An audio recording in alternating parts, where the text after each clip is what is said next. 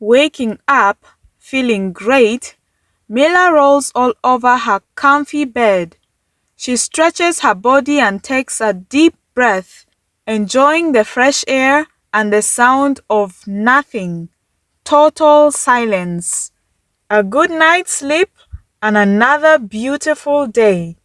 She dances around, humming to herself as she freshens up. Life is just so great.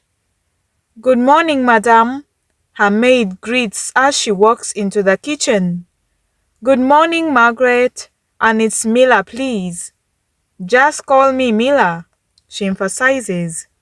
Margaret smiles, knowing well she will never address her madam by name. She serves breakfast and Mila sits down to enjoy the delicacy. Margaret, what would I ever do without you? Mila praises as she serves the meal. Margaret is an excellent cook and Mila has been enjoying these kinds of delicacies every single day. Life is just so easy when everything is set and ready for you. Is Lucas still in the house? Mila asks. Your husband has left, ma'am. It's a Sunday, yet he still left so early. Your husband is a really hard-working man, ma'am. He's never at home. I wonder whether your husband ever rests, Margaret says, and Mila couldn't help but laugh. Margaret, you don't have to constantly refer to him as my husband. It's like you're trying to remind me of that fact. You absolutely don't need to. I know that I'm married. Happily married, she laughs. Ma'am, I don't mean to intrude, but you two seem like strangers. I've never even seen you interact. Mr. Lucas leaves first thing in the morning and comes back in the middle of the night. Madam, I'm sorry, but it's just concerning, Margaret says, sounding a little hesitant. Mila just laughs, finding Margaret's words humorous. She's about to clarify something when her phone rings. She answers it happily upon seeing the caller ID. It's an old friend from college. It has been so long. She hasn't even thought about any of her friends for a very long time. Most of them moved to different towns and cities, and she never tried to contact them. It turns out, her friends are in the city, planning a small get-together, and they are inviting her. There is no way she would miss it. All those college gatherings she had missed before, and the conditions that once bound her no longer exist. She is a free bird now. That evening, she happily drives to the hotel where their meet-up is planned. Her friends were already at the venue. It was truly emotional seeing them after such a long time. They immediately started catching up, each sharing how their life is and what they are doing for a living now. They are all doing great for themselves, each with a decent job. What about you, Mila? You are the smartest among us all. You must have a cool job, right? One of them asks as Mila elegantly sips her drink. Huh? Me? I don't work, Mila answers proudly. All her friends stared at her, surprised. As they wondered what she means, they suddenly remember Mila is a married woman. She's the only one among them who is married. She got married just a few months after graduating from college. Her traditional wedding was held in her village and none of her friends could attend. It was in such a short notice as well. They all felt it was so wrong for her to get married so soon, especially since they knew Mila had never been in a relationship. Her marriage was arranged to a stranger, and since then, she just disappeared. So one of them tentatively asks, Mila, how is your marriage? How is your husband? Is he forcing you to be a housewife? Mila couldn't control her laughter upon hearing the question and seeing the concerned looks on their faces. It was just so amusing to her. Meanwhile, Lucas is out with his friends, having a great time. This is nothing unusual. He and his friends always hang out on weekends. He doesn't need to go to work today, and since he doesn't like staying at home, he usually spends his free time wherever his friends decide to go. This time, they are at a hotel bar, having a lively conversation, when some of his friends suddenly looked towards the entrance suspiciously. One of them calls out to him saying, "Lucas, isn't that your wife?" Lucas assumes they must be mistaking someone else for her. They only ever saw her at their traditional wedding more than a year ago.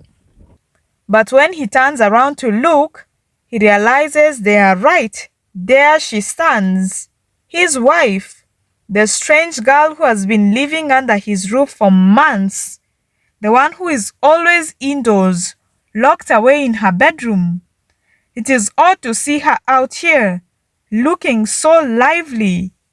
Lucas never knew she had this side to her. Then again, he barely knows anything about her. He has never even tried. She's with her friends, and they seem very close. They are so loud that Lucas and his friends can hear their entire conversation clearly. Though seated in a more secluded corner, they have a perfect view of the girls as well. When they hear Mila's friends asking her questions about her marriage, especially about Lucas himself, they all fall completely silent, eagerly waiting for her response. Lucas is even more curious. He and Mila barely ever interact. He wants to know what she thinks of him. Seeing how she completely avoids him, he already has a vague idea of what she thinks of him, so he listens attentively. After a very hearty laugh, Mila finally speaks in a tone filled with pride. "Come on, girls, look at me.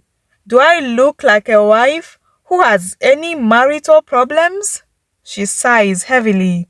You know, when I think back to the time when my grandparents told me they had arranged a suitor for me, I remember how I begged my parents to stop the marriage.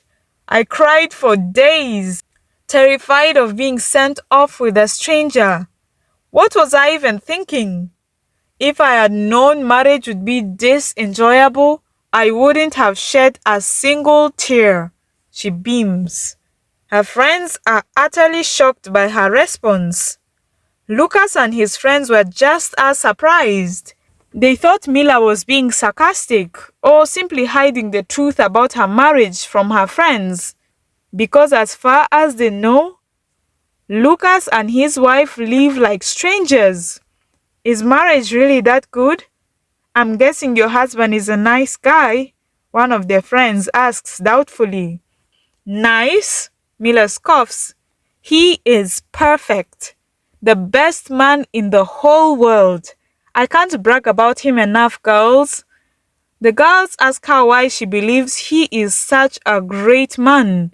They wanted to know everything, and Mila most willingly complies. "Well, first of all, this guy is loaded. I've never even asked him for money, but guess what? He gave me a card that gives me access to unlimited cash. I get to do whatever I want with it. He bought me a car. I don't cook. I don't clean. I just sit in the house and lazy around in total peace. And guess what the best part is? He minds his damn business. Like I haven't seen him for 2 weeks now. I barely ever see him." She laughs. Her friends couldn't believe their ears. Never in a million years would they have imagined Mila speaking so highly of her husband, specifically because he barely acknowledges her. Lucas's friends, on the other hand, were struggling to contain their laughter. The one time they hear a woman confidently bragging about her man, it turns out to be because the man is practically non-existent in her life. Lucas himself didn't even know how to feel. This was all too shocking for him. He just had to keep listening. Wait, so your husband provides for you, takes good care of you. What do you do for him in exchange? One of the girls asks Mila. Absolutely nothing. I don't do anything. Housewife? That I am not. I am a trophy wife. Mila brags, proudly laughing. How is that fair, Mila? Another friend asks. Hey, it's not my fault. He doesn't ask me for anything. She shrugs. Her friends point out that even though he doesn't ask her for anything, her husband still does things for her. They say it's only fair that she reciprocates. But Mila wasn't about to disrupt her long-awaited, peaceful paradise. The girls continued discussing the topic for a while, with Mila explaining why she deserves the peaceful life she's currently enjoying. Mila comes from a very large extended family. She grew up surrounded by cousins, aunts, uncles, grandparents, nieces, nephews, and siblings. So many people. Her family is quite wealthy. They are large-scale crop farmers, owning hundreds of acres of farmland. The large family serves as the main labor force on the farm, and everyone is expected to work. Every other family member, even the kids, seem to enjoy this, except Mila. She hated the farm life and the hard work it demanded. She didn't like the ambience of her home. There were just way too many people. She loves her family, and there were many moments she enjoyed spending time with them. Yet she always wished for some private, quiet time. But in that household, that was impossible. Everyone was all over each other's business. Growing up, her solitude was in her parents. She was an only child for many years, and spending time with them was comforting. They listened, they cared. But everything changed when her mother suddenly started having babies, one right after another. In just a few years, Mila went from being the only child to being one of 7. Being the elder sister came with overwhelming responsibility and endless noise. The house was never quiet. She had 6 hyperactive siblings, and for a girl who craved for peace and silence, life became a constant struggle. She loves her siblings, but she didn't want to spend all her time having to deal with their drama all day long. Years went by, and she finally thought she had found her big break after finishing high school. She believed she would leave home, go to college, and finally have a place of her own. But that hope was quickly shattered. Her parents made it clear that the only way she could go study in the city was if she lived with her uncle. Otherwise, she would have to stay in the village and attend the local community college. Mila thought anything was better than staying in the village. Her uncle is married, and though he and his wife are a young couple, they are deeply rooted in traditional ideologies. Mila wasn't allowed to go out for parties, she had curfews, and she had to follow strict household rules. At least there was no tedious farm work. But her uncle and aunt had 2 toddlers, kids just as loud as every other child. Still, it was an upgrade from her home. There were only 2 of them, and that was a significant improvement. Yet Mila yearned for something better. She made plans. After graduating, she would find a job, move as far away as possible, and finally live the serene, peaceful life she had always dreamed of. But apparently, her family had plans of their own. Immediately after her graduation, her grandparents began planning her marriage to Lucas. Lucas's mother and both her maternal and paternal grandmothers are old friends. Just her luck. Her parents agreed to the marriage without hesitation. All her pleas fell on deaf ears. She feared her life and dreams were over. Getting married off will obviously come with responsibilities, and most likely having children of her own. Going from taking care of her siblings to raising her own kids. How would she ever escape that? It wasn't that she's against marriage or motherhood. She just wanted to experience living on her own first. She wanted to enjoy her girlhood without responsibilities. She wasn't ready for marriage or anything that came with it. After the wedding, she expected the worst. But as days, weeks, and months passed, she realized she was actually living far better than she had ever imagined. She didn't need to look for a job. She had everything and more. Living on her own would have meant renting a house, working, paying bills, and handling all the responsibilities that came with independence. But now, all of that was taken care of for her. She had nothing to do, and she got used to it rather fast.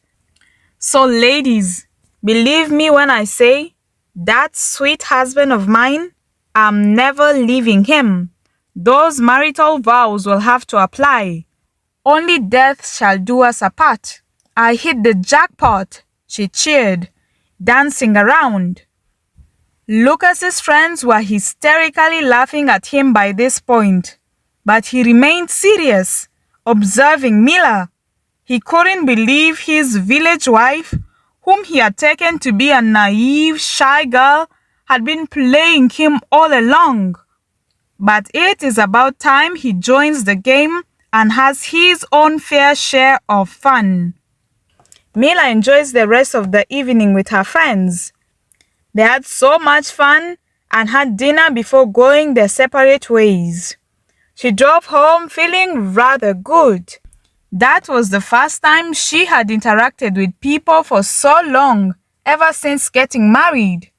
Although she cherishes her own company, she also loved spending time with people, so long as it was on her terms. She didn't want it to be constant. She just wants a neat balance between spending time with people and enjoying her own company. The penthouse is only a short drive from the hotel. It was a little late, but she knew there was no one at home. Margaret had left, and Lucas is never back this early. Mila opened the door and was surprised to see the glow of the TV. She's the only one in this house who ever watched it. It was dark, so it took some time for her eyes to adjust. Just as she recognizes Lucas sitting there, he gets up and hurries towards her.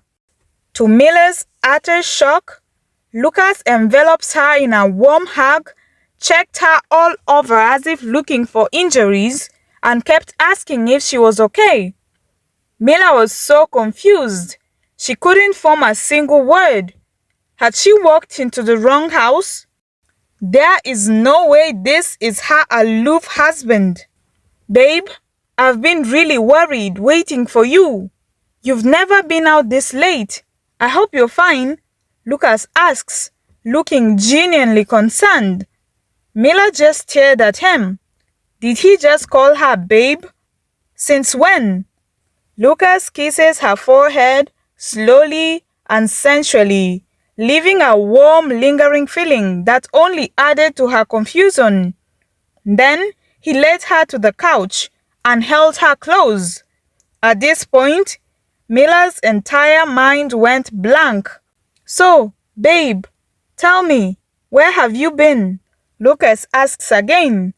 Mila gulps, answering in a daze. His close proximity was making her nervous. I went out with some friends, she responded slowly. That is nice.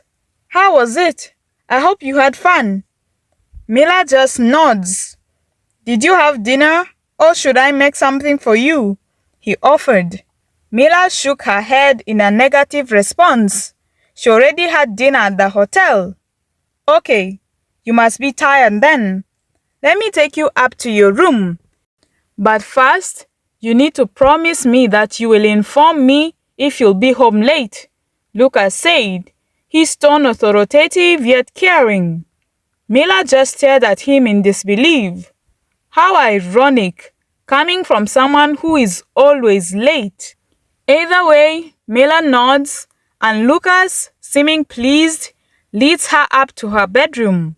He walks her right up to the door and makes sure to bid her a good night. Get enough rest, okay? See you tomorrow, babe. Once the door is closed, Mila feels like a heavy weight has been lifted off her shoulders. What in the world was that? There is no way a person can change this fast, right? Lucas has never been that close to her, let alone hugged or kissed her. That was really creepy. She wonders whether she might have triggered a sensitive side of him by arriving a little late. Whatever the reason, she hopes everything will go back to normal the next day. Lucas, on the other hand, bursts into laughter after getting into his own room. The confused look on Mila's face was truly comical.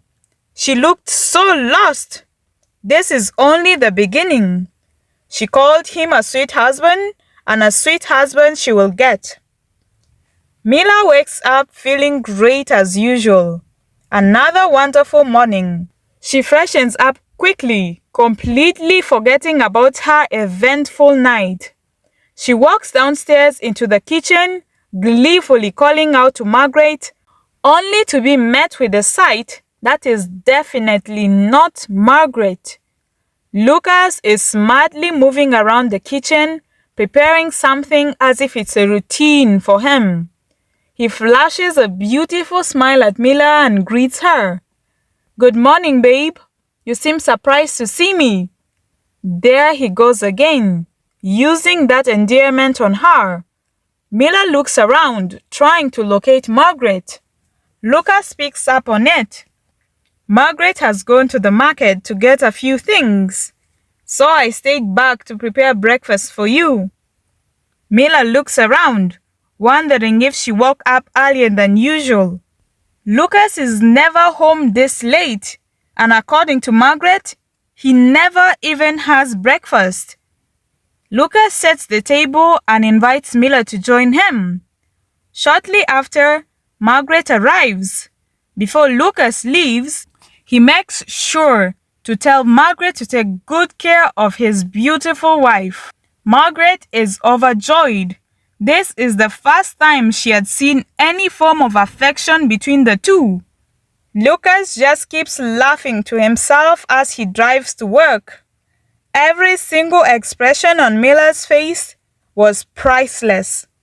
Normally, he leaves for the sites very early, not because he has to, but because he wants to. He isn't obliged to be there at a set time. He can as well stay home if he pleases. Lucas works for a major construction and development company. He doesn't own it, but he's one of the largest shareholders. He could have a big office in the company, but he prefers field work, so he is the head of engineering. For the first time, a day's work felt too long. He desperately wants to go back home and continue having fun with his wife, at her expense, of course. He leaves much earlier than usual. Everyone is surprised. He arrived late today, and now he's leaving early? That is unusual for a workaholic like Lucas. Lucas drives straight home, and the moment he walks into his penthouse, he understood exactly what Mila meant when she described her life as peaceful to her friends.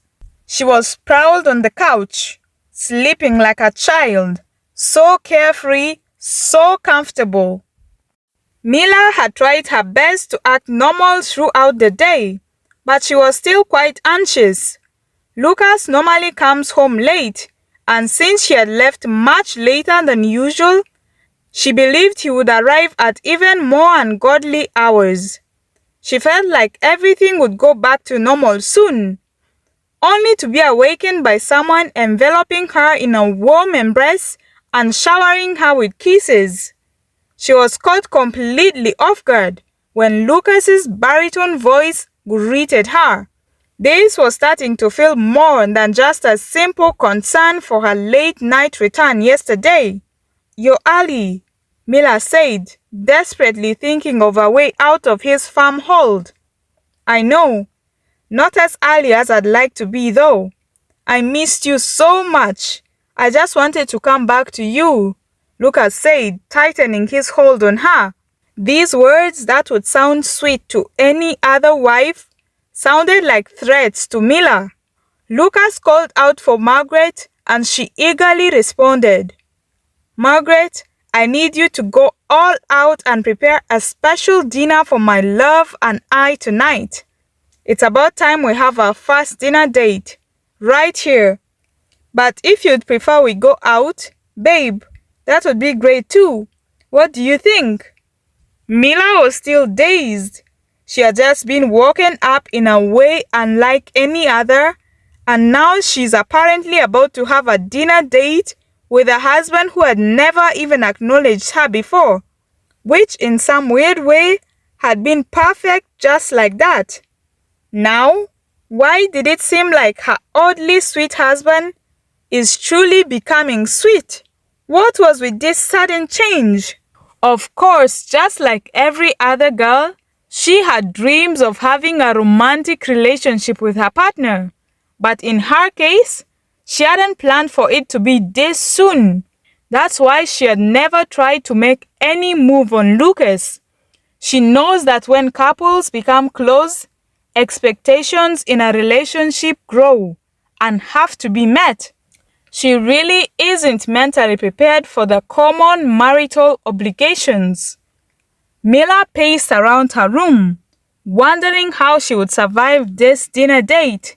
Margaret had already set everything up and left. Deciding to just get over with it, she went downstairs to wait. Shortly after this, Lucas walks down as well, and Mila had a hard time understanding why he was dressed like a stripper. For a dinner, he just keeps getting weirder by every passing second. As their dinner progresses, Mila notices Lucas's odd behaviors. The way he spoke, the way he addressed her, the way he stared at her. It was all seductive, like he was trying to prove a point. Mila really wasn't ready to even think about what that point could be. She just wants to get through with this and go back to her room before she starts understanding whatever is going on here. Yet while she could ignore his gestures and the way he looked at her, she can't ignore his clear words. And unfortunately for her, Lucas just happened to have something important to say. "So, we've been married for a while now. I was thinking we should start an action plan on how to grow our family. Expand our number. What do you think?" Mila stared, her eyes wide open. "Expand our family? Grow the family? What do you mean?" she asks in a weak voice, already dreading the answer. "Babe, I mean we should get pregnant. In other words, I should get you pregnant," he explains. Mila almost fell off her seat. His blatant words shook her to her bones. The room suddenly felt hot. She wanted to scream profanities, but decided to compose herself and respond amiably. He had been so nice to her until now. Losing her temper wouldn't help. Lucas, I don't think that's a good idea right now." "Why not, babe? Wouldn't you like to have beautiful baby girls like yourself?" "I'd love to have 3 little girls running all over the house, filling it with loud laughter." Mila's eyes twitched. It was as if he was purposely trying to unnerve her. "No, that's not it," she says, trying to sound calm. "It's just that despite being married for over a year now, we barely know each other. Let's give it more time, she explains. I know, darling. That's why I said action plan. We work on it while we grow closer to each other. Think about it. We could start right now. It's only us here, he whispered. Mila was completely shell-shocked. The way Lucas has been acting since last night, the way he is dressed, the things he's saying, the way he's looking at her right now, all of it, combined with the fact that they were truly alone, made her feel like prey. She quickly got up and rushed to her bedroom. She just couldn't handle the pressure anymore. Lucas, on the other hand, is having the time of his life, pushing her buttons. He had no intention of stopping anytime soon. It is about time he has his fair share of fun in this marriage. Mila was utterly confused now. She had known there had to be a reason for the sudden change in Lucas, and now it seemed like he just revealed it. 3 loud kids? Is he crazy? How had things flipped so fast? Wasn't she just bragging to her friends about her peaceful life yesterday? Her perfect, sweet husband was suddenly becoming sweet in literal sense, and it was driving her crazy. There is no way she's having kids this early. He would just have to forget about that. A knock on her door made her freeze. She wondered what he wants now. She slowly opens the door, and there stood Lucas, still looking all seductive. So, have you thought about it? He asks. Mila stared at him, unsure of what he meant. We can start working on it right now, like I said. I'm just wondering, should we go to my bedroom, or would you be more comfortable here? At this point, Mila completely loses it. She had been trying to play cool, but Lucas is relentless. She couldn't believe the audacity. Listen, Lucas, we are not working on anything, and you need to go back to your own bedroom right now, she snaps. Her tone firm and authoritative. She didn't give him a chance to argue, pushing him out of her room and locking the door behind him.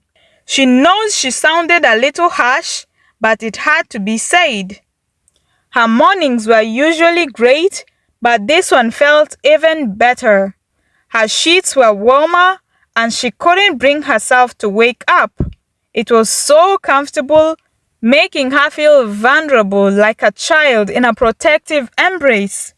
After what felt like an eternity, she slowly opens her eyes and immediately senses that something was off. But her mind was sluggish, taking its sweet time to process the situation. It took her time to comprehend that she was clinging to Lucas, the same Lucas she had kicked out last night.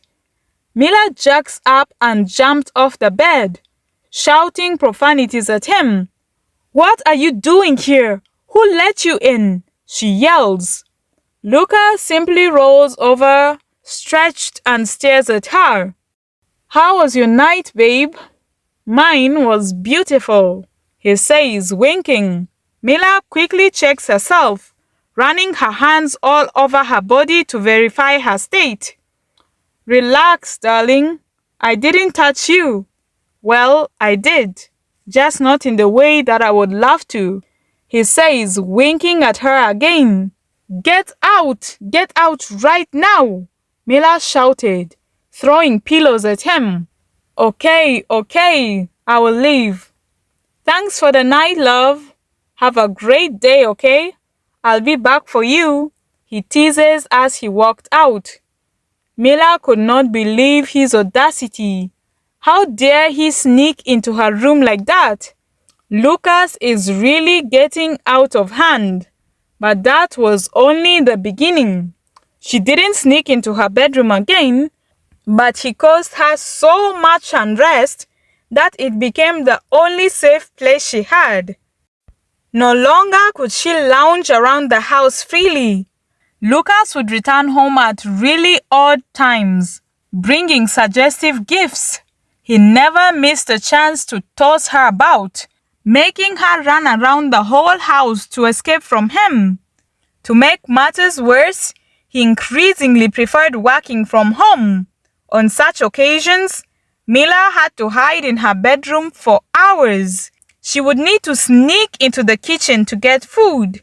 Because Margaret was so pleased with everything happening, she refused to help. Mila's life quickly shifted from leisurely moving around the house to being confined to her bedroom. It was a real cat and mouse game. At least he never barged into her bedroom again, although he clearly easily could. Her only taste of freedom were the few moments when he left for work, but even then, she remained on edge, knowing he would return any time. This undesirable morning, unlike the pleasant one she had gotten used to, Mila was jolted awake by a hard slap on her bum. A hit so familiar she thought she was dreaming, because this just couldn't be right. Then she felt it. It was the same tension she would feel when her grandmother would wake her up very early to go plow the garden. Mila immediately sits up, and there she was, her grandmother, standing over her, looking furious. This couldn't be right. Mila glanced around to make sure she wasn't dreaming. "Mila, why are you still in bed?" her grandmother asked in a strict tone. "Grandma, what are you doing here?"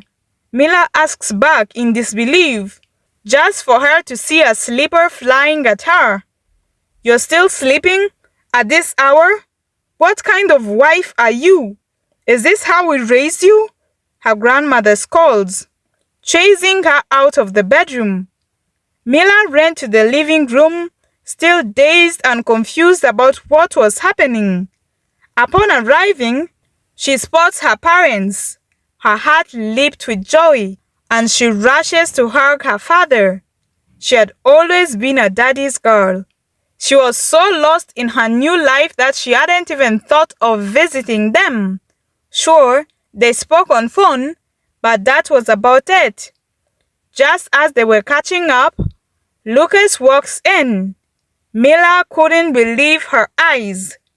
Lucas was dressed in a modest traditional attire, dutifully carrying a tray of snacks, acting like a humble son-in-law, as if he hadn't been waltzing around the house bare-chested, terrorizing her.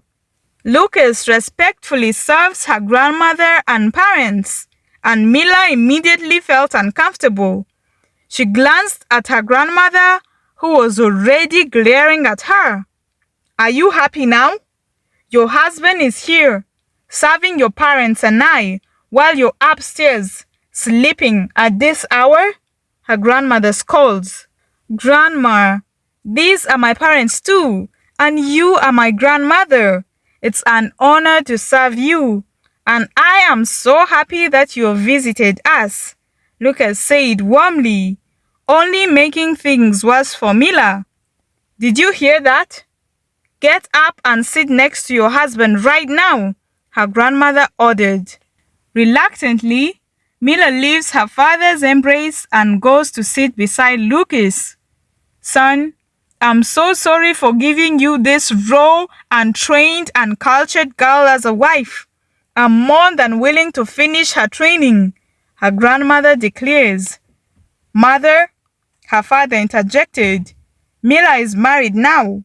Only her husband gets to decide. Maybe he loves her the way she is. There is no need for more training." "Oh, please. Of course she would defend her.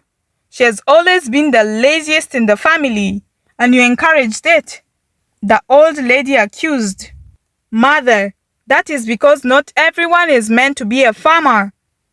Mila has always had different dreams," her father explains. "Oh, really? And what dreams are those?" She's educated, right? Mila, do you have a job? Her grandmother questions. Mila just smiles painfully, not knowing what to say. She knows better than to stress her grandmother, because that usually means she'd call for backup, and the backup is usually her maternal grandmother, a woman who is a whole different level of crazy. Maybe Mila just dreams of being a mother. Right, Miller? Her mother chimes in. It was a dream of mine too.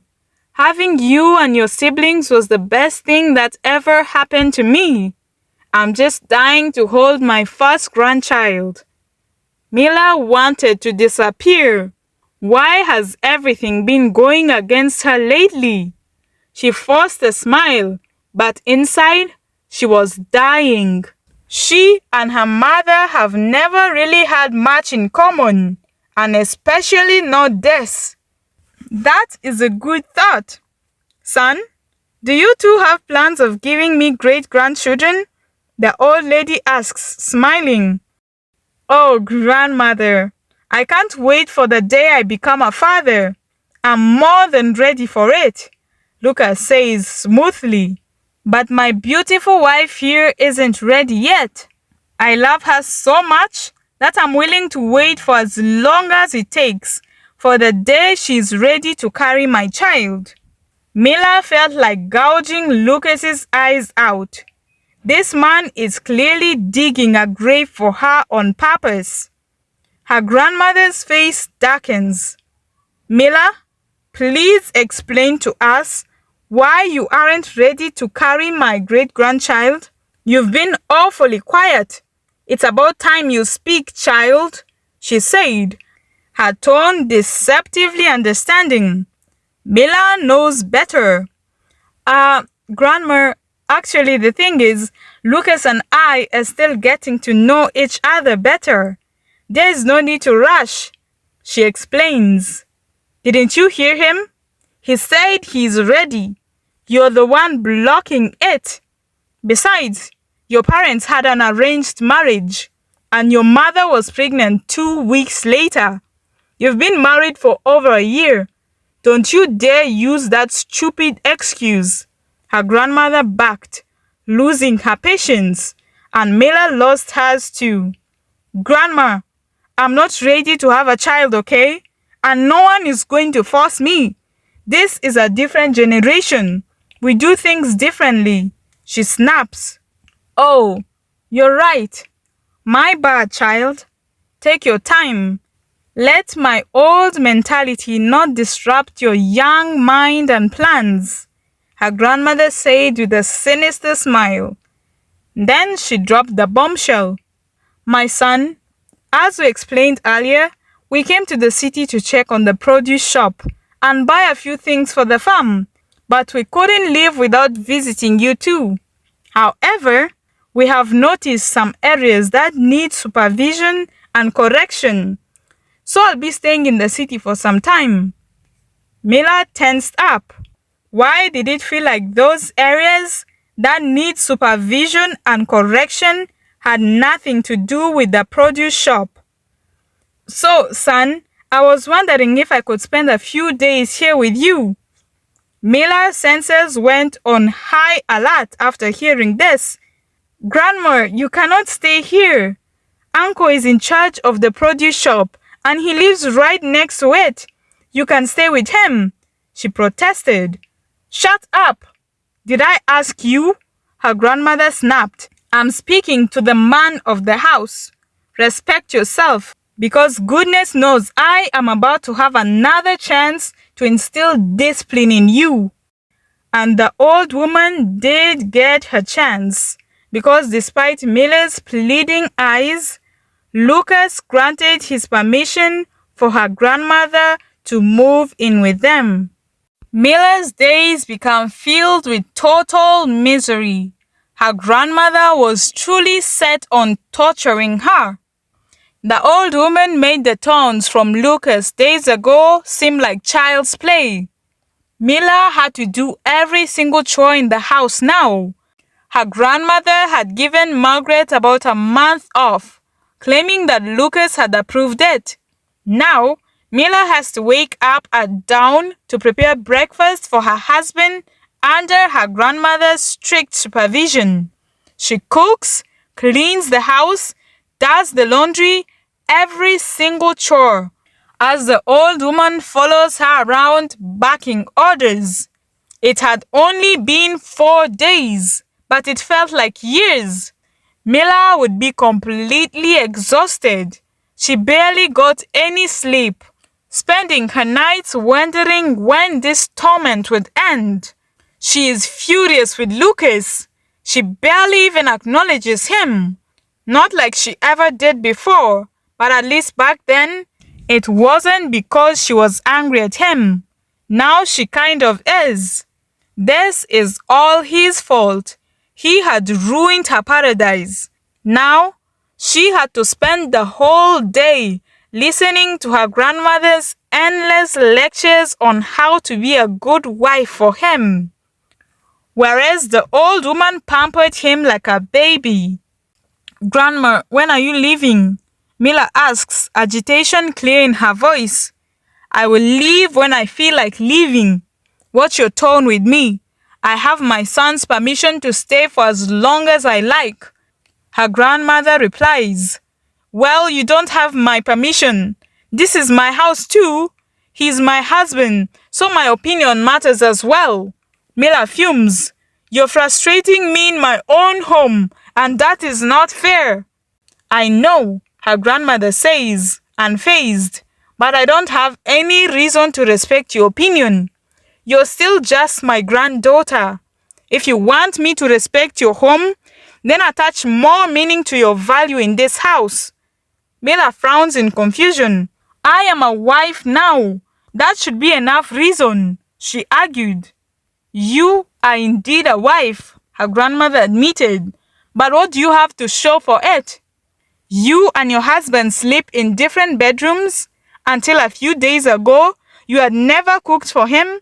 You did not take care of your home. You are not invested in this marriage. You can call yourself his wife, but I'm not obliged to take you seriously." Mila wanted to argue, but she couldn't, because truthfully, her grandmother's words are facts. "Grandma, what can I do to get you out of my house?" she finally asks. "Easy," the old woman smirks. "Just become a real wife. And most importantly, a mother. Make me a great grandmother. You'd be very shocked at how differently I would treat you." "Fine," Mila agreed quickly. "But you'll need to go back to the village. Give us some privacy so that we can work on getting pregnant." Her grandmother just rolls her eyes. "I had 8 children in a house filled with more than 30 people. Your bedroom is the only privacy you'll need. I will only leave this house once you're confirmed pregnant. Otherwise, I'm staying for as long as possible." She settles comfortably, making it clear that she had no intention of leaving anytime soon. That evening, after dinner, Mila practically collapsed into her bed. She was beyond exhausted. Sometime in the night, she was woken up by the sound of movements in her bedroom. She opens her tired eyes and sees her grandmother standing there. "You know, I asked your husband why you two sleep in different rooms," she said casually. "He told me it was his idea, since he sometimes works in his bedroom. But I feel like that's just an excuse to cover up for you." Mila was just too tired to argue right now. "Grandma, whatever it is, can it wait until tomorrow?"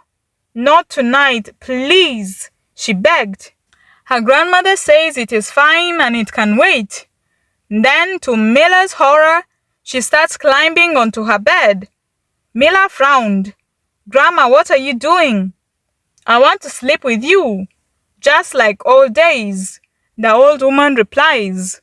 "We've never slept together before," Mila reminds her. "Yes, we have. When you were still a little child and less annoying. I will sleep here tonight. It's not like anything important ever happens on this bed anyway, she mocks, making herself comfortable. Mila slowly got off the bed. Where are you going? Her grandmother asked. I'm going downstairs to drink some water, Mila explains, walking out. One thing is for sure, her grandmother has already terrorized her days. There is no way she's going to ruin her nights too. Technically, she already does by giving her nightmares, but Mila isn't up for a live experience. She went downstairs to the guest room that her grandmother has been using, intending to sleep there, only to find the door locked. Mila knows she did it on purpose. Great! Guess I'll be spending the night on the couch then, she thought. But when she walked into the living room, her grandmother was already sitting there. I have changed my mind. You can go back to your room now, the old woman said. Mila gladly goes upstairs to her room, but as she tried to open the door, she found it locked as well. Frustrated, she rushes back to her grandmother. She's honestly fed up now. All she wants is to get a good night's rest. Yet this old woman keeps making her life miserable. Grandma, why is my room locked? She asks in a defeated tone. Oh, sorry, child. I locked it out of habit. The key is under the rug, her grandmother says casually. Mila just stared at her for a while, speechless. She makes a mental note to always lock her door. Mila, I'll wake you up later tonight, okay? Please don't make me knock for too long, the old woman adds. Mila stares in confusion. Wake me up? What for? To prepare some porridge for me, of course. Her grandmother responds as if it's a routine of theirs. What porridge, Grandma? Mila asks in frustration. My midnight porridge. It's good for my health. And I would really appreciate if you accompany me as I have it. We'll have a great time. Grandmother and granddaughter, she added cheerfully. Mila was horrified. A great time? With her grandmother? In the middle of the night? Fat chance!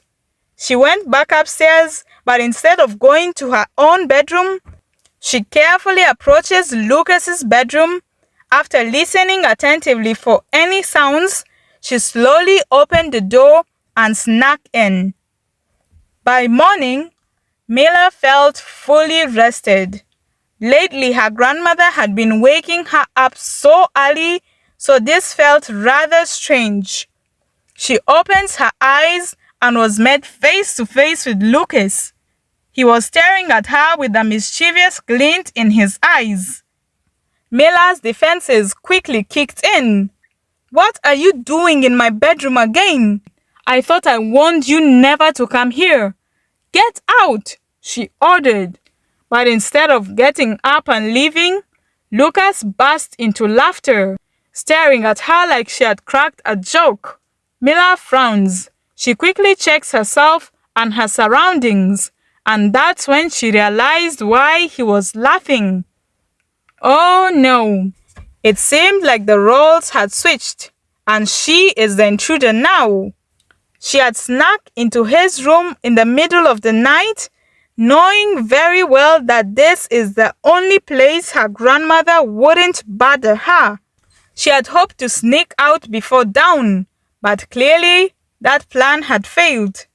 Lucas's bedroom is the actual master suite, much larger than hers. She distinctly remembers falling asleep on his couch last night. Either way, this is embarrassing. She quickly gets up while he kept laughing. Don't look at me like that. You started it. You snuck into my bedroom fast. We're even now. She snaps before rushing out as his loud laughter echoes behind. That morning, Mila spent hours in the kitchen. Her grandmother had given her an absurdly long list of dishes to prepare. She had expected it to take much longer, but surprisingly, she finished much earlier than she had thought. "Grandma, I am done. I've prepared everything. I better not be in charge of transporting them because I am exhausted," she complains. Her grandmother looks at her. "Transport it to where?" Mila frowns. "You tell me. Why did you have me prepare so much food? Where are you taking it?" "I'm not taking it anywhere. We're having it here," her grandmother says matter-of-factly. "Grandma, are you kidding me? What do you mean? Are you throwing a party in my house? Because there is no way we can finish all that food," Mila explains. "It's not a party, but something like that. Your husband will be joining us for lunch, by the way. I asked for his permission to invite everyone, and he agreed." This made Mila furious. "What exactly is going on here? Why do you and Lucas keep disregarding me in this house?" she accused. "You have disregarded your own self by treating your husband like a brother. Maybe he doesn't see you as a wife. So who exactly is to blame? Besides, I told him I would inform you about it, which I'm doing now," her grandmother said, unfazed. Mila just wondered why she's the only one suffering. Up until a few weeks ago, Lucas had wanted nothing to do with her. It isn't like she has been rejecting him from the start of this marriage. He had never made any effort until very recently, for some reasons unknown to her. It's not fair. "Oh, that reminds me," her grandmother continues. "You need to move all your things to your husband's bedroom. You didn't seem to have any problem sleeping there last night, so it shouldn't be an issue." Mila freezes. "After that, you need to prepare your bedroom. Clean it up and set up some extra beds. Your siblings will be using that room," her grandmother instructs. Mila's eyes widened. "What? My siblings? What siblings?" she inquires. "What kind of stupid question is that? Your grandmother is bringing your siblings for a visit. They miss you, and since it is their school break, they will spend part of it here with you," the old lady explained. "No, they cannot come here. I already made plans to go to the village and spend a whole day with them," Mila objects, her anxiety rising. "Well, then I have good news for you. They will be here for 2 weeks, not just a day. So you will have plenty of time to spend with them." Mila lost her breath. She forgot how to breathe. "Oh, and please, clean my bedroom as well. Your grandmother and I will share that one," the old woman adds, just as Mila thought things couldn't get any worse. Mila stared at her, horrified. "My grandmother? You are my grandmother and you're already here, right?" she asks in a pleading tone. She honestly can't handle another old woman. One is already too much, let alone two. "Am I your only grandmother? Now get up and do everything I instructed. We don't have much time. They'll be here soon. Your aunt, uncle, and nieces will be joining us for lunch. It's going to be a massive family reunion." Mila felt lost. How did everything go so wrong? A family reunion would be great if they left right after. But 2 weeks? How will she survive this? Her grandmother hadn't even been here for a week, and she is already struggling to stay sane. Now she had to deal with 2 grandmothers and 6 siblings. As she was envisioning the torture in her head, the doorbell rang. Her grandmother excitedly rushed to open the door. The moment she did, Mila saw the excited faces of her siblings, and their cheerful voices filled the air. They rushed inside, and their eyes darted around, searching for her.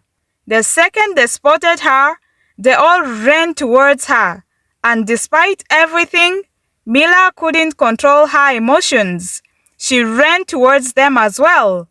She really does love these troublemakers, and she had missed them so much. They looked so grown up now. Their excitement is so contagious, and Mila forgot that she had been struggling to breathe just a few seconds ago. Being a big sister can be hard, but it definitely has its perks. After their emotional reunion, the children ran off to explore the penthouse. It is a beautiful modern house, sleek and elegant. To them, it felt new and exciting. Their family is so large that vacations never really happened. So this was a rare and new experience. Mila recalls admiring the place the first morning she woke up here as well. They are so high up, and the views from here are breathtaking. The penthouse only has 3 bedrooms, but that was more than enough for her and Lucas. Their mansion in the village is much larger and has a vintage design. It has its own charm, but Mila prefers this modern house. Besides, back home, the view from her window was just stretches of cropland where she was forced to labor time and again. After a while, her maternal grandmother walks in. Her signature frown etched up on her face. This old woman is tens of times worse than her paternal grandmother, and Mila has always been scared of her. She didn't live with them in the village, but her house wasn't far and she visited a lot. I heard you giving your husband a hard time. I trained your mother so well, and your father got a real wife. I am here for you, she warns. Mila suddenly felt hot all over. Right at that moment, she realized she wouldn't be able to do this. No way. Just as she was thinking of what to do, a loud shattering sound came from the kitchen.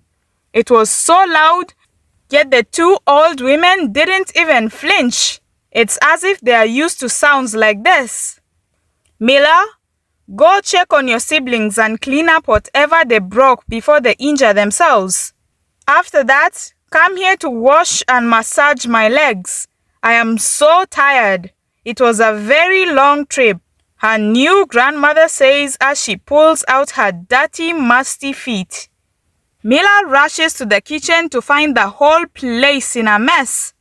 3 of her siblings were there, covered in goodness knows what. She wondered where the others are, but knew they must be up to even more crazy things. They looked so innocent as they waited for her reaction, knowing full well they had done something wrong. She composed herself, took a deep breath, and quickly cleaned up the broken glass. Then, she took the kids to her bedroom where they found the others going wild.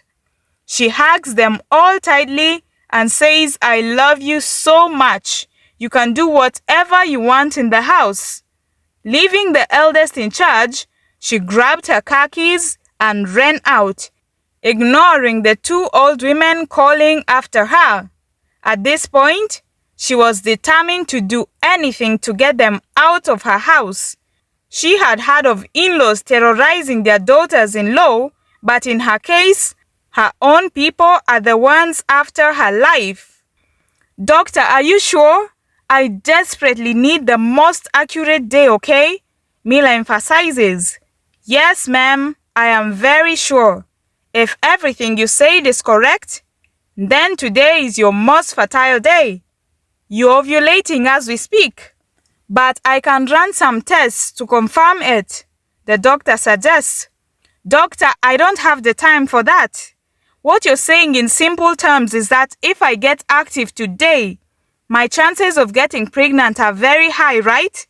Mila asks with so much interest, as if she wanted to make sure that no mistakes are made. Yes, ma'am, but you don't have to get active today per se. Your fertility window still extends for some days. No, doctor, you don't understand.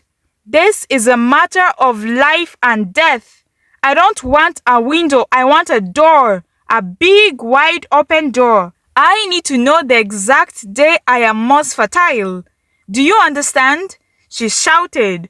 The doctor realizes he is dealing with a desperate, possibly crazy woman. Then that's today, ma'am. Your hormones are very hyper right now, anyone can tell. He answers. Thank you. Thank you so much, doctor.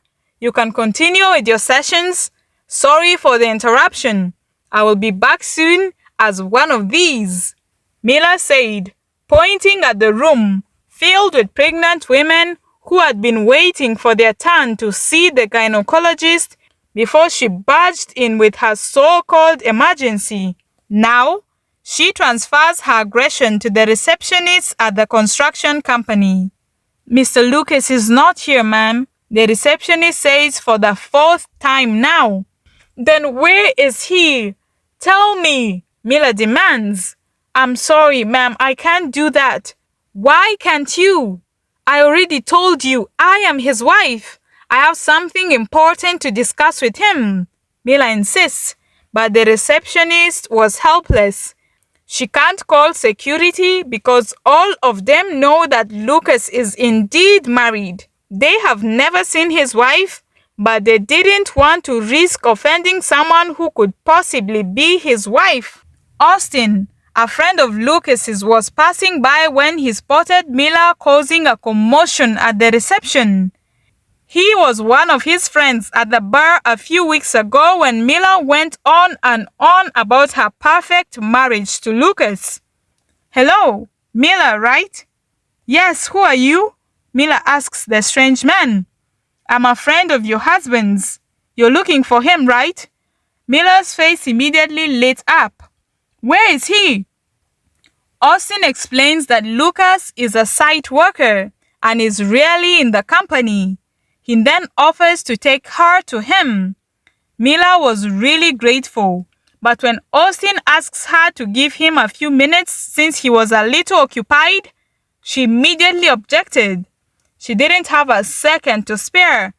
It is almost noon, and Lucas might leave to join her family for lunch. She needs to intercept him before that happens.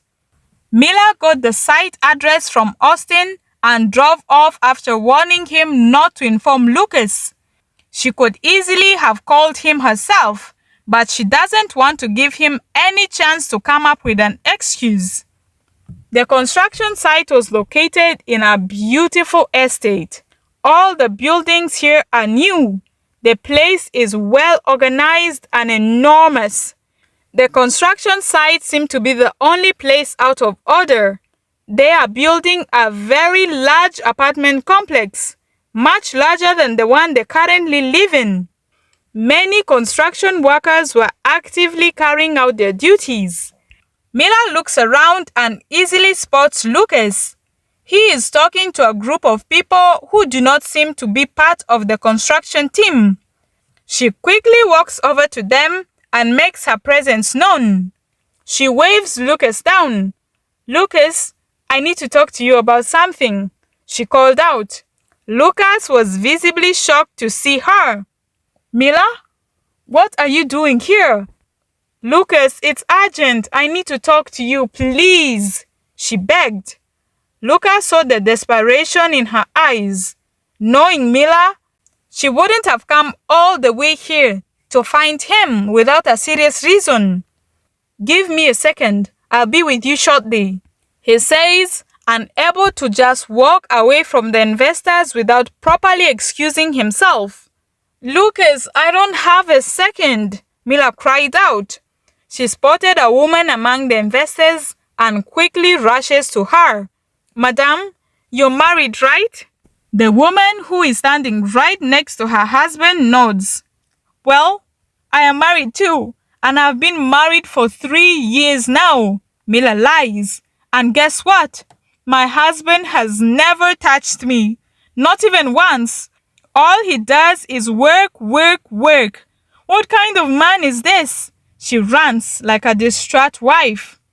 Lucas was completely caught off guard. Mila is so loud that everyone heard her, and now all eyes were on him. The judgmental stares, clearly questioning his capabilities as a man. I have been begging him to get me pregnant. I just want to be a mother. Is that so wrong? What have I done to deserve all this? She continues dramatically. I am done being tolerant. Lucas, I am not going back home unless I am confirmed pregnant. If you can't function, just tell me, okay? Let me know so that I can find someone else capable of doing your job for you, she cries out, casting a glance towards the muscular men at work. Lucas sees this and his face darkens. The investor's wife was hugging Mila consolingly when Lucas grabbed her and pulled her along out of the construction site. He was walking so fast that Mila had to jog to keep up. Everyone stopped what they were doing to watch them. Lucas leads her towards a large, completed mansion just down the alley, the last one in the estate, not far from the construction site. This mansion is breathtaking. It is massive, positioned at a pivotal spot and by far the most beautiful one in the entire estate. It is a dream house. This construction company is in charge of this entire estate, meaning Lucas oversaw the construction of its house here, including this one. They walked right into the mansion and a bunch of people were inside. Today is actually an open house and some clients had come to see whether this could be their dream home. Lucas walked right past them, pulling Mila along. He went straight up to the master bedroom and everyone had the loud bang as the door was slammed shut. About 2 hours later, Lucas came out to announce that the house is no longer on the market. It has already got a buyer. The clients had all already heard about the commotion Mila had created at the construction site. So they were having a field day with the gossip.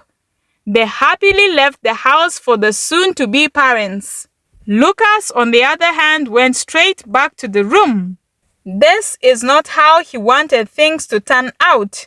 Of course, he wants to start a family with Mila. He always had. But he had hoped she would want it just as much. He knows she had probably rushed here because her family is visiting. He isn't unaware of what her grandmother had been putting her through. Now he truly understands why she was complaining. As an only child, he can't relate. He had always wanted a big family. He grew up in a quiet, boring home, the kind Mila would probably deem a paradise. He didn't want their first time to turn out this way, but it had its own charm, and the drama that led to it is one he'll never forget. So bold of her to call him out in front of everyone and even dare mention another man. He lost his composure at that point.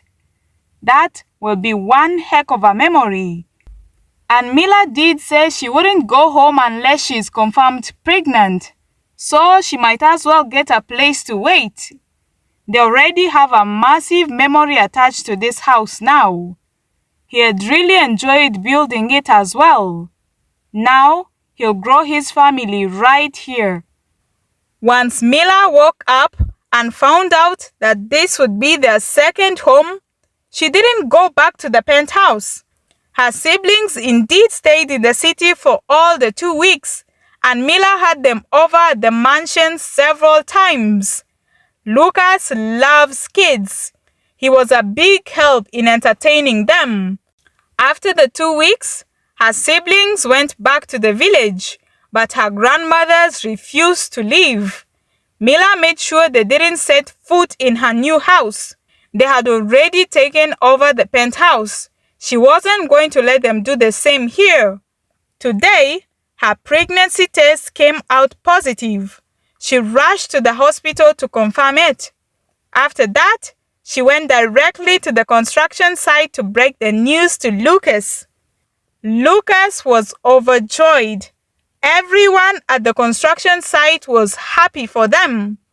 They went back to their house, just a few blocks down, to celebrate. I can't believe this. I'm pregnant. Now I can pay my grandmothers a visit, rub it in their faces, and send them packing. Mila laughs excitedly. But as she celebrates, she notices that Lucas's mood has suddenly changed. Lucas, what's wrong? She asked, seeing the way he was staring at her. Is that the reason you wanted to have my child? He asks with a pained look. Just to get rid of your grandmothers? Mila didn't know what to say. She hadn't thought of it that way. She was genuinely happy to be pregnant. But the truth is, she had dreaded the idea just a few weeks ago. Mila, being a mother is a huge responsibility.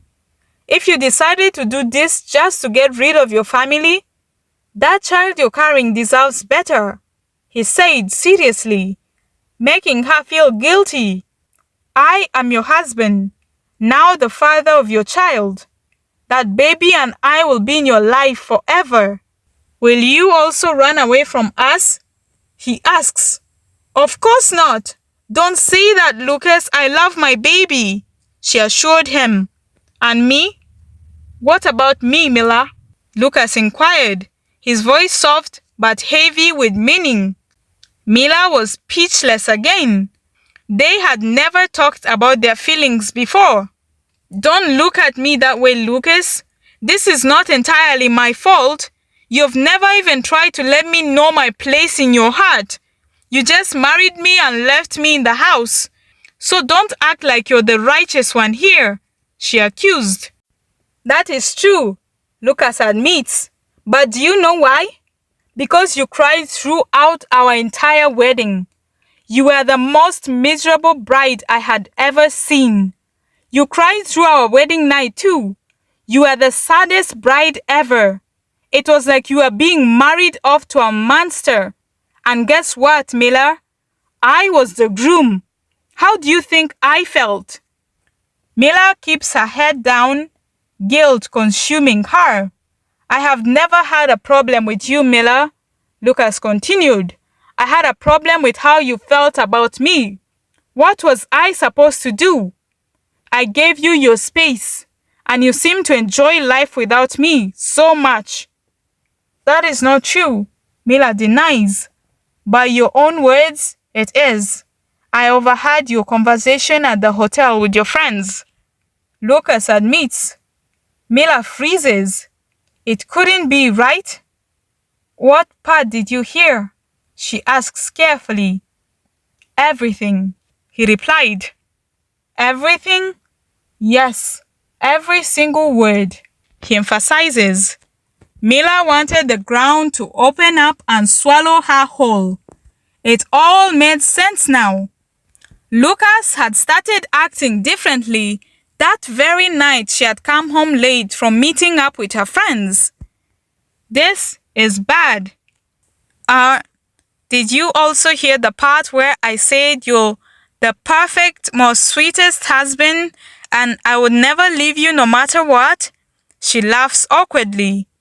Yes, I did. And I am such a perfect and sweet husband because I mind my own business and life was just so great for you because you barely ever saw me, Lucas says, looking hurt. He started walking out, but Mila quickly rushes to stop him. Lucas, listen, I know I said those things, and I'm sorry, but that was before I knew you. You were a stranger to me, but it's different now. I've gotten to know so much about you in this short time. And yes, my grandmothers are really annoying, and I still want them to leave. But I'll forever be grateful to them for getting me married to you, because you are a really perfect, sweet husband, not for the old reasons I gave out of ignorance. She takes a deep breath. I don't regret marrying you. I never will. It's true that I didn't plan to get pregnant, and yes, I was hasty, but I don't regret it either. I want to do this with you, I want to be with you because... She suddenly stopped, feeling shy. Because what? Say it, Lucas urged. Hey, why should I say it? You've never said it to me before, she grumbles. You're right. I'll start, he says. Mila, all these months of pretending like I don't care, having you close yet so far, they were miserable for me. Because I love you. I envisioned you as my wife from the very moment my mother showed me your picture. And I am so in love with you that I want to spend the rest of my life with you, he confesses. Mila was not prepared for that. She was so shy. How could she match up to those loving words? Your turn, Lucas says, waiting for her response. Mila looks around, searching for a way to escape. She knows that no word she would say right now will match up to his. She is already lost in emotions and very shy. She doesn't want to disappoint him. She'd need to write a full letter to match up to that. But in simple terms, the feelings of love are very mutual. Lucas, I think the baby just kicked. She lies, trying to change the topic. Mila, you're only 3 weeks pregnant, Lucas points out. Realizing she can't talk her way out of it, Mila just dashes off and Lucas runs after her out of habit. The couple returned to their playful ways before her grandmother had moved in. When the old women found out about Mila's pregnancy, they rushed to the mansion. Mila had envisioned this moment so many times, but it went completely opposite to how she had thought. The two women showed up with so many gifts. They had wide smiles and danced around joyfully. They have numerous grandchildren, but this will be their first great-grandchild. Mila was shocked. She couldn't even bring herself to send them away. They treated her like a literal princess, taking care of her every need before she even asks for it. Her grandmothers had never treated her this way before. Maybe in her childhood and she doesn't remember. But she eventually sent them packing when they started talking about her second pregnancy, their second great-grandchild, before she even gave birth to the first one. Margaret returned to work and Mila was glad to have her back. Lucas was such a great help throughout her pregnancy. His side station is so close that he spends most of the day with her. Mila often visits him at the construction site too. Months went by and Mila gave birth to a beautiful baby girl. It was a joyous moment. Lucas finally got a portrait of his actual daughter. The little baby is even louder than any average child. She could shatter the entire mansion with her untimely screams. It wasn't easy for Mila, but she wasn't struggling alone. And amidst the chaos, there are so many emotional moments that make it all worth it. Their marriage had undergone many changes. They have even expanded their family just as Lucas had teased. And hopefully, it will keep growing. But some things stayed the same. Mila is still a happy wife, and Lucas remained her perfect, sweet husband.